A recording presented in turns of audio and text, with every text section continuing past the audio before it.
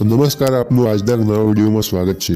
તો આજના વિડીયોમાં આપણે સ્ટોક માર્કેટ એટલે કે શેર બજારમાં વપરાતા બે એનાલિસિસ છે તેના વિશે વાત કરવાના છીએ। તો નંબર 1 ટેકનિકલ એનાલિસિસ અને નંબર 2 ફંડામેન્ટલ એનાલિસિસ। આ બંને એનાલિસિસ દ્વારા શેર બજારની મૂવમેન્ટને ઓળખી શકાય છે, માર્કેટનો ટ્રેન્ડ ઉપર જશે કે નીચે।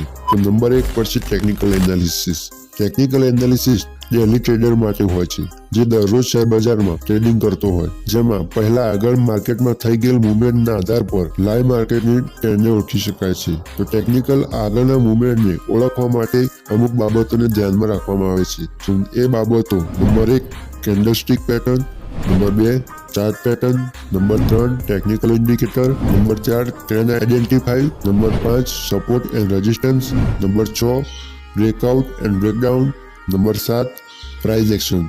તો આ 6-7 બાબતો દ્વારા માર્કેટની મૂવમેન્ટને ઓળખી શકાય છે। જો તમારે આ બાબતો વિગતવાર શીખવું હોય તો ચેનલને સબસ્ક્રાઇબ કરી દેજો, કારણ કે આ 6-7 બાબતો વિશે ડિટેલમાં વિડીયો ટૂંક સમયમાં જ આવશે। તો બીજા નંબર પર છે ફંડામેન્ટલ એનાલિસિસ, જે સ્પેશિયલી ઇન્વેસ્ટર માટે છે, જે લોંગ સમય માટે પૈસાનું રોકાણ કરતા હોય। જેમાં ફંડામેન્ટલ એનાલિસિસમાં ઉદ્યોગ, કંપનીનો વ્યવસાય, વાર્ષિક અહેવાલ, પીઈ રેશિયો, નફો અને વેચાણ આવી બાબતોને ધ્યાનમાં રાખીને પૈસાનું રોકાણ કરવામાં આવે છે। તો મિત્રો, આ હતી ટેકનિકલ અને ફંડામેન્ટલ વિશે માહિતી। તો વિડીયો પસંદ આવ્યો હોય તો વિડીયોને લાઇક અને ચેનલ પર નવા હો તો ચેનલને સબસ્ક્રાઇબ કરવાનું ભૂલશો નહીં।